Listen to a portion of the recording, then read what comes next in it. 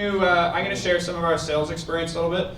I'm going to tell you a little bit about Local Line. So we're building a new supply chain for regional food suppliers and distributors.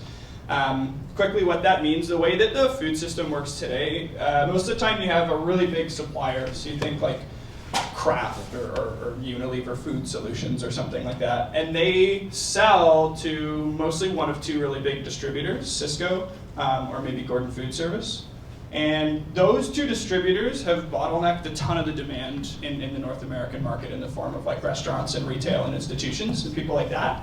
And so if you're a small, well, I'll say first, for every one big supplier, there's 10 small and mid-sized ones. And the big difference between those two is that if you're small and mid-sized, you have to do your own sales and marketing, right? So you do not fit into this bigger supply chain. So you have to differentiate yourself and figure out a way to get to market. And so we're focused on building an infrastructure to help you do that. And so it starts with an ordering platform, simple things like e-commerce and CRM tools. It gets a little bit deeper into helping you leverage people for your sales and leverage distribution to get your product to market better. And then third step inevitably is this sort of full-blown network to support the sale and distribution of effectively local food products in different provinces and states. And so we sell to farmers, wholesalers, brewers, everyone can read, etc. So for us, what that means is like to actually get, so to accomplish the vision, step one is getting this ordering platform that we've built into the hands of tens of thousands of these food suppliers. But food, it's an extremely relationship-driven industry. And so then that means that we actually have to have a relationship with these people. So I'm actively doing sales, so is Brock and Quinn. This is some of our team that's up here. And so each rep, like a Brock or Quinn, they're closing 96 deals a year.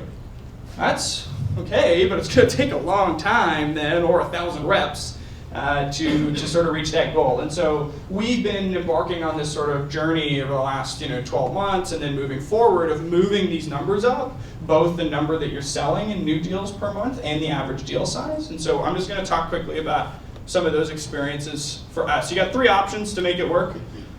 You decrease your cost of customer acquisition. You can increase, decrease your cost of customer acquisition. You can increase your deal size, and then increase the number of sales per month. This will be different for each company. Like different folks will prioritize different things. If you're not doing a raise or you don't have like cash to fall back on, your cost of customer acquisition and the dollar size, that's hugely important because that's your cash flow. Whereas maybe if you're a little bit more funded, you may be focused not as much on whatever services or upsells. So it just depends. But for us, we found three things super helpful to decrease how much it costs you to actually go get a customer.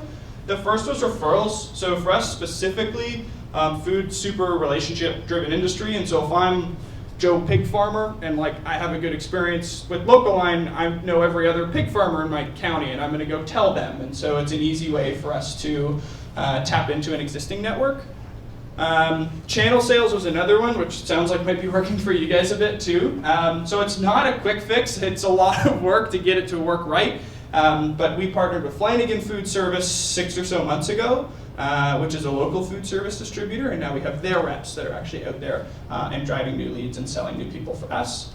And then partnerships is a huge one. So we partnered with an organization called Ontario Fresh, and we're actually rebuilding their platform. They've got 2,500 suppliers that are on their product. It's like a LinkedIn kind of format, for local food. And we're integrating our marketplace and our products right in there. So it becomes this huge funnel filler for us to drive people down and get people in faster. Oh, I'm going backwards. The biggest thing for us on increasing the deal size was figuring out how to quantify the ROI for our customers, to put a dollar figure to it. And sometimes that's difficult, but if you sell enough customers, you should be able to figure that out. And so the idea here is if you can go to the customer and run the exercise with them, and they know that if they spend whatever it is, $200 a month with you, they're going to get a 10x return at $2,000 a month back. Or if they spend $400 a month, they're going to get a 10x return at $4,000 a month back. The difference that they make is different depending on the pack size. And so you want to be able to actually quantify with them what they get back as a result. because then you can feel a little bit more comfortable. At least for us, the classic founders thing is like you just charge too low, right? Like you're just like, please take it, I love my stuff, right? But by quantifying it, sometimes you surprise yourself. You can actually end up charging a lot more. Yeah, upsell services and add-ons were good for us too, at least when we were starting out. And then premium features is another one. So, for us, as you sell more and more customers, like as each rep closes 96, 96 over X amount of years, you end up with this pretty neat customer base where now you have this opportunity to sell into, and getting that revenue costs a lot less than it does to go get someone new. Going backwards again. Yeah, so increasing then the number of sales per month. The biggest thing that moved the needle for us on this one was building trust faster with the customer. So being able to ask hard-hitting questions first, like not be forward, but just make sure that you understand their business. They know you understand their business, and build a bit of a brand there. And so that's, with all the publicity as well, like I've referred to you like 9 times. With all the publicity as well, like these are small things that for us, just being able to build trust with the customer, did it big time. Content was good because it means it's less repetitive conversations that your reps have to have. So when Brock gets on the phone with the lead and he does a demo, he doesn't feel like he's sometimes doing the same questions over and over and over again. If there's available content, then your prospects and your leads can educate themselves a little bit.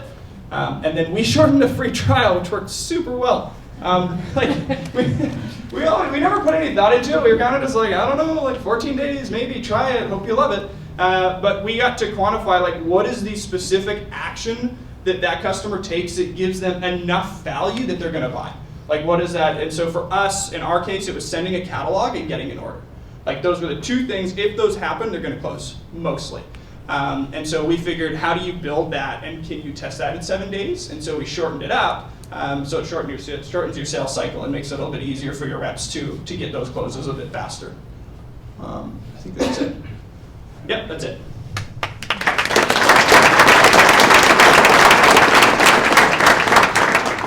Thanks for referrals.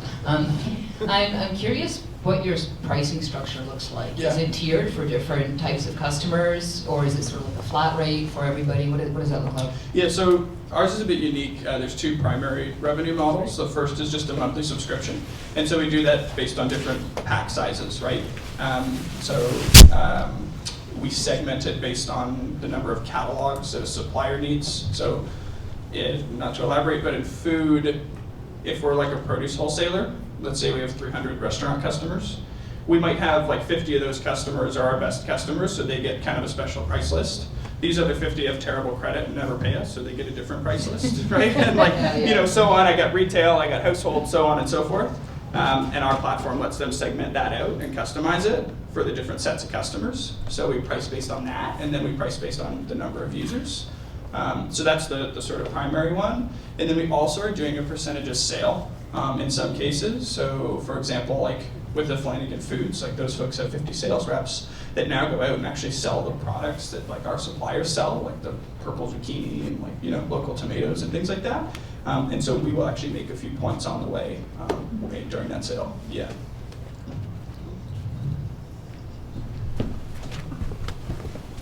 You mentioned channel partners. For channel sales, I've seen a couple of models where they sort of throw out like incentives for the different channel partners. Yeah. How much credibility do you think that helps get the right people in the right time? Yeah.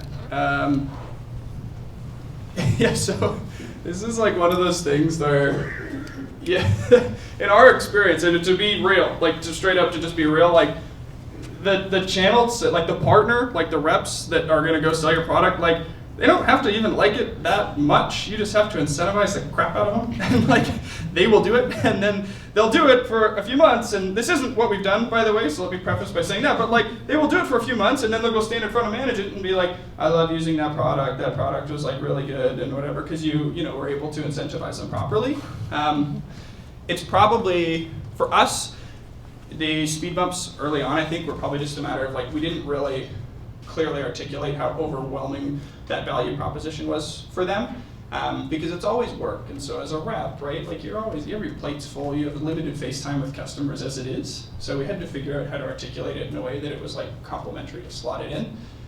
But I totally recommend incentives when you first launch or sort of kickstart that, just to kind of get it flowing and get those first few sales in. That builds the material you need. Like, you can build case studies off that. Like, you just need a few people to go and be successful and do it, and that creates content for you that you can keep sort of feeding into that organization so that they pick it up more. Cool. Other questions? Oh, yeah.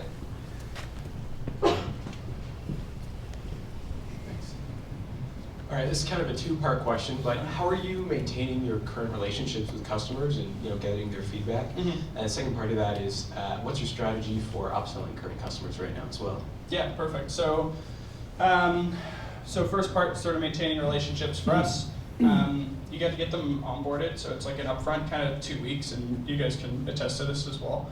But get their customers up and sort of go through some initial question and feedback. After that, it's like kind of a monthly touch-in, like sort of checkup, right? And so we've got a report, like for all of us in the sales team, that we can pull out our phones and run, and it's going to identify folks for us that are using the platform really well, that are probably at risk of churn, like that are giving efficiency scores and things. So it's easier for us to check in on that. We check in on it on a weekly, but like it's really just a monthly touch to make sure that that customer is accomplishing what they came to accomplish when they bought your product.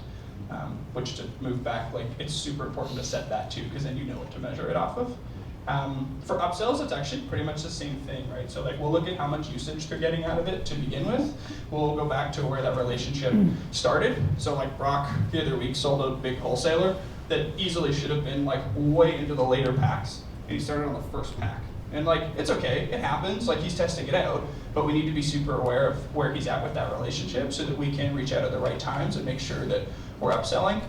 Normally you want to do it after good things happen, so like after a customer orders that hasn't ordered in a while, right? Or like after he gets a report that week that like shows how much the numbers are up. But we don't yet have a really codified way of doing that. We could probably do more there. For now, it's mostly just trying to be aware. Cool. Thanks, Cole. Okay, thanks.